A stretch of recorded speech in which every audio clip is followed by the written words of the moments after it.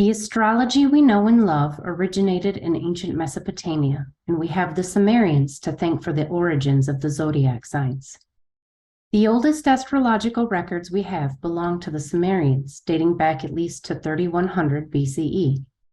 However, similarities between the Sumerian and Babylonian constellations and the reliefs found at the Göbekli Tepe site suggest the original meanings of the constellations may predate Sumerian culture by another 10,000 years, but that's a conversation for another day. Sumerian documents are written in the oldest human writing system, cuneiform. These cuneiform texts hold the oldest known astrological information on the planet. The Sumerians paid close attention to the sky and the seasons. They seemed to be obsessed with understanding time. Sumerian calendrical systems were primarily lunar, but included solar tabulations as well. The 30-day lunar calendar reigned supreme, as did the Sumerian god of the moon, Nana. Behind them was the seasonal solar calendar and the sun god, Utu.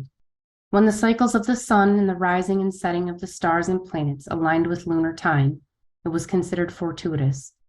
When they acted out of turn, it was ominous.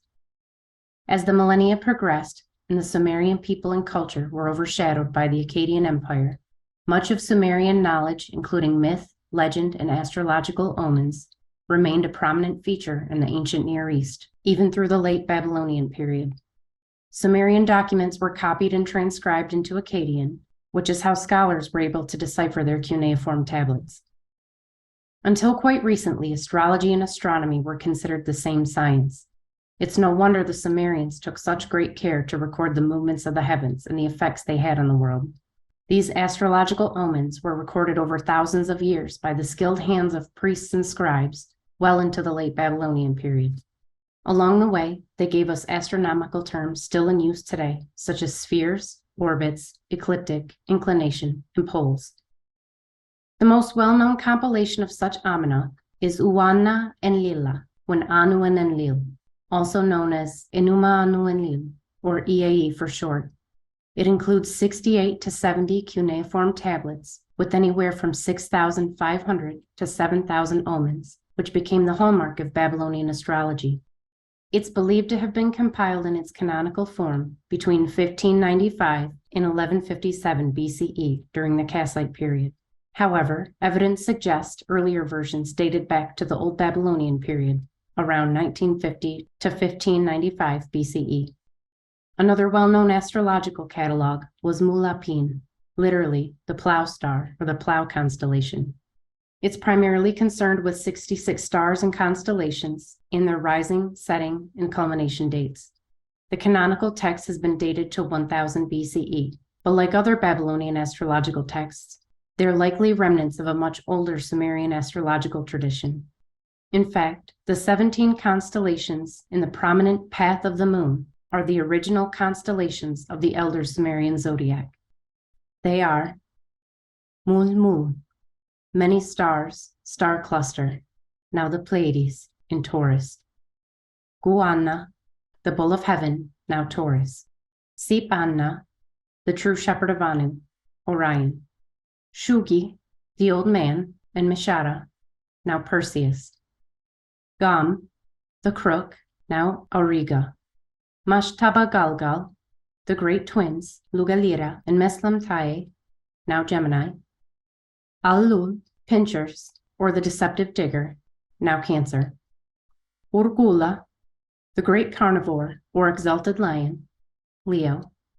Absin, the furrow, now Virgo. Rin, balance, now Libra in the lower part of Virgo. Girtab, the scorpion, now Scorpio in the legs of Ophiuchus. Pabilsag, Ninurta, now Sagittarius. Suhurmish, the goatfish, now Capricorn. Gula, the great one, the god Enki, now Aquarius. Kunmusha, Simmach, the tails of the great swallow, now the western fish of Pisces. Anunitu, Anunatum, now the eastern fish of Pisces. Luhunga, the hired man, now Aries, triangulum, in the head of Cetus. Over time, these 17 constellations were reduced to the 12 zodiac signs you're probably familiar with. These same 12 signs were transmitted eastward into India via trade routes. Vedic astrology, or Jyotish as it's more appropriately called, uses the same 12 constellation zodiac compiled in Babylon and originating in ancient Sumer. The Mesopotamians believed the constellations were depictions of the gods, if not the gods themselves. The wandering stars, or planets, which included the moon and sun, were both celestial bodies and gods in their own right. The deity each planet, star, and constellation represented varied by time and culture.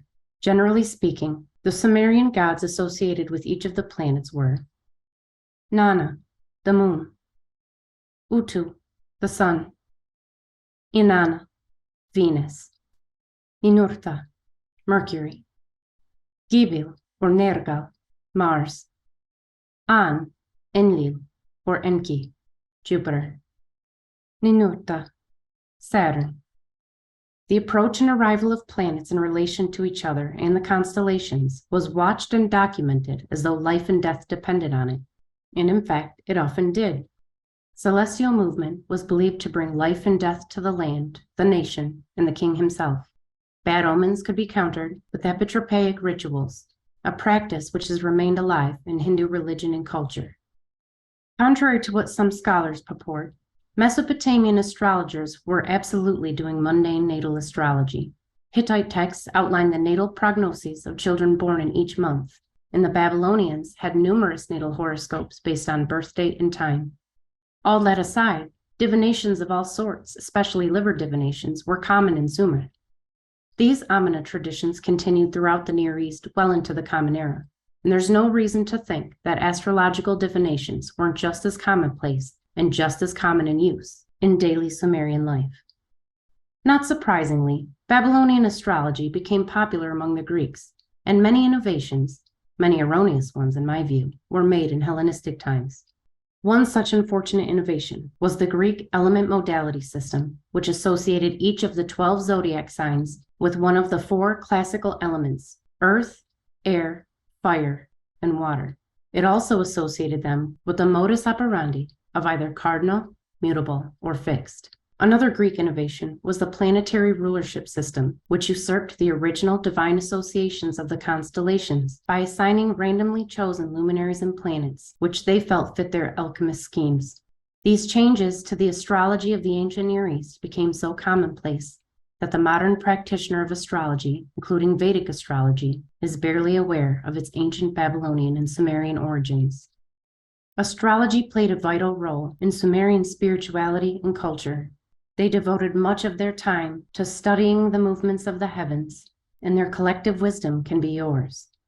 For more information and for a list of references and sources, click on the link in the description.